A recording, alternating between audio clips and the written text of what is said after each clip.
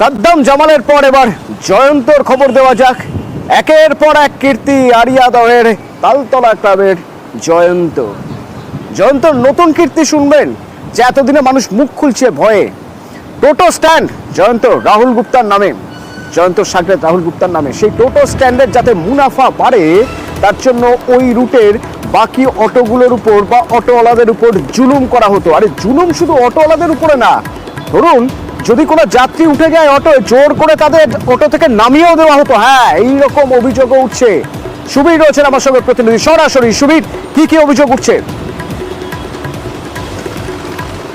তোমাকে জানি রাখি অতনুদা, এই যে দক্ষিণেশ্বর রথতলা রুটের যে অটো, সেই অটো স্ট্যান্ডে কিন্তু জোর জুলুম করার অভিযোগ জয়ন্ত সিং এবং তার সাগরেদ রাহুল গুপ্তা এবং রঞ্জিত চৌধুরীর বিরুদ্ধে। এই রঞ্জিত চৌধুরীর পরিচয় তোমাকে জানিয়ে রাখি, আরিয়াদহ দোলপিড়ি এলাকায় রঞ্জিত চৌধুরী সেখানে থাকে এবং এই রঞ্জিত চৌধুরী এই জয়ন্ত সিং এবং রাহুল গুপ্তার মাথায় হাত, ছত্রছায়ায় কিন্তু এলাকায় তার আধিপত্য বিস্তার করে।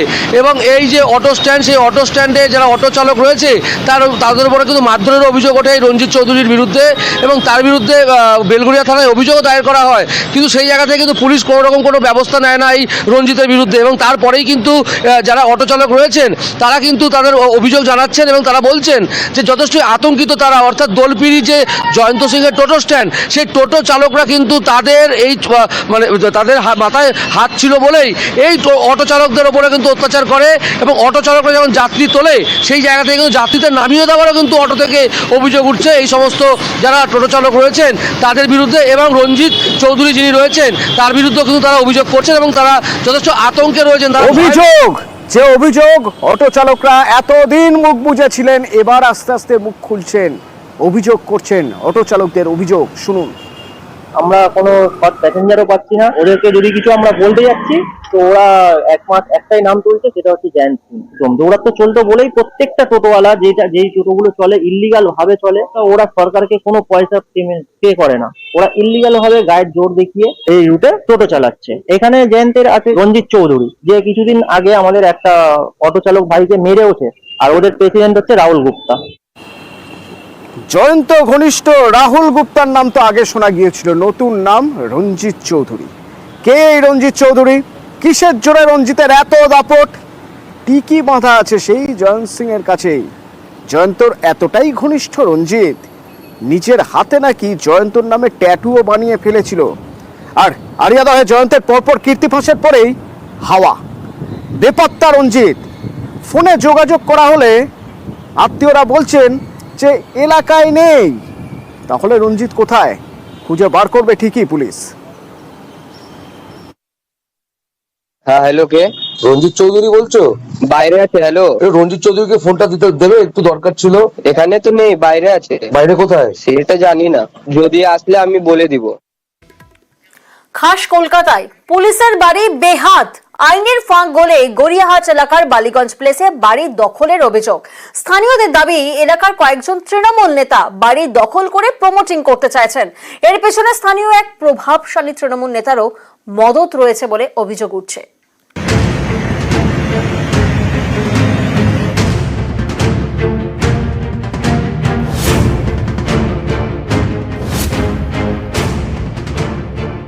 গড়িয়াহাট থানা এলাকার বালিগঞ্জ প্লেস কলকাতার অভিজাত এলাকা।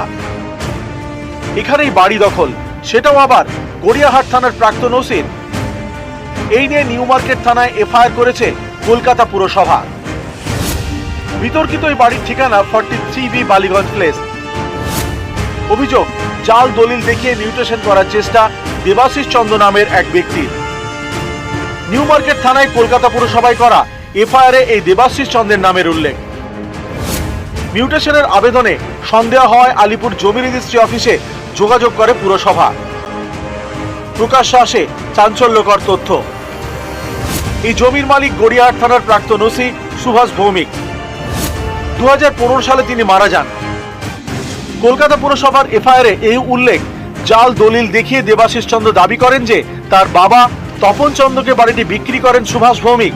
এই নিয়ে গত 9 এপ্রিল এফআইআর করে পুরসভা। কিন্তু স্থানীয়দের দাবি, দীর্ঘদিন ধরে সুভাষ ভৌমিকের বাড়ি দখল করে রেখেছে দেবাশিস চন্দ্র।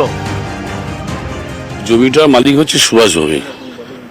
ইনি কোনো গিফট করে যাননি, আমাদের কাছে যা খবর আছে একটা জানতো বাবা নাকি গিফট করেছে জমির মালিক সুভাষ ভৌমিক, উনি এখনো আছেন, উনি মারা গেছেন, ওনার বাড়ির সঙ্গে আছেন, ওরা কেউ হাত বদল করে দেয়নি।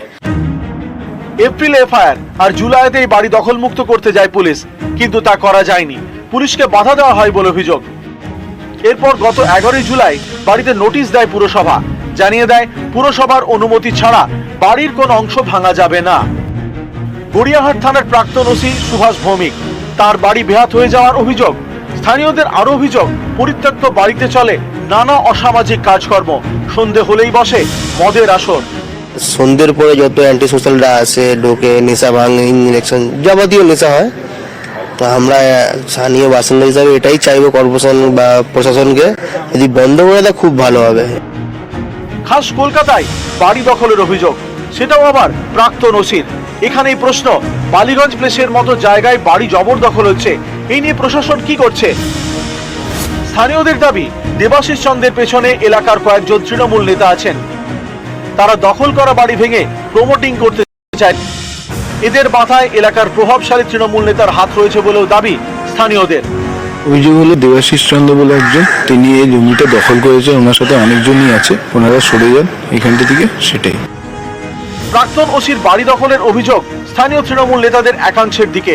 তাদের বক্তব্য নিতে গেলে নিউজ 18 বাংলার সাংবাদিক এবং চিত্র সাংবাদিককে বাধা দেওয়া হয়।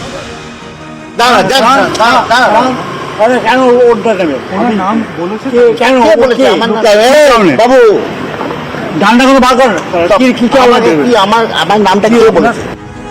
একজন রীতিমতো ধমক দেন, আপনাকে যেতে দেবো না, আপনার গাড়ি থাকবে, পুলিশ নিয়ে যাবে, পুলিশ আছে, আপনাকে যেতে দেবো না, ডাকুন, আপনাকে ছাড়া হবে না, ছেলে নিয়ে আসতে সবাইকে। বিতর্কিত বাড়ি কলকাতা পুরসভার 68 নম্বর ওয়ার্ডের মধ্যে পড়ে। পুরসভার অধিবেশনে স্থানীয় তৃণমূল কাউন্সিলর সুদর্শনা মুখোপাধ্যায় প্রশ্ন তোলেন।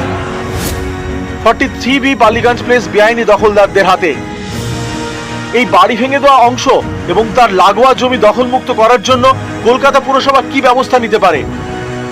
এই নিয়ে মেয়রের বক্তব্য, কোনো ব্যক্তিগত সম্পত্তি দখলমুক্ত করার অধিকার কলকাতা পুরসভার নেই।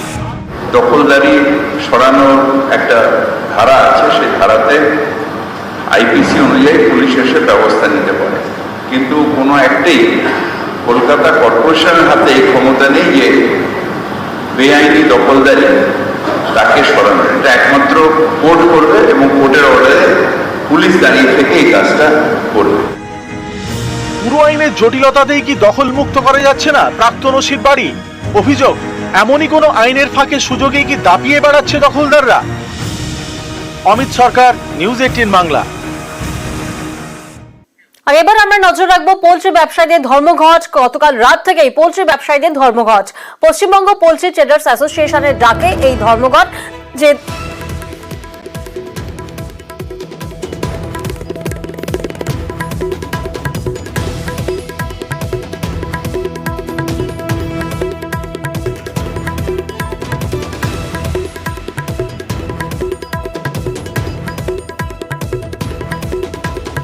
প্রতিনিধি বিশ্বজিৎ এই মুহূর্তে আমাদের সঙ্গে রয়েছেন। বিশ্বজিৎ, ঠিক কি কারণে এই ধর্মঘটের ডাক?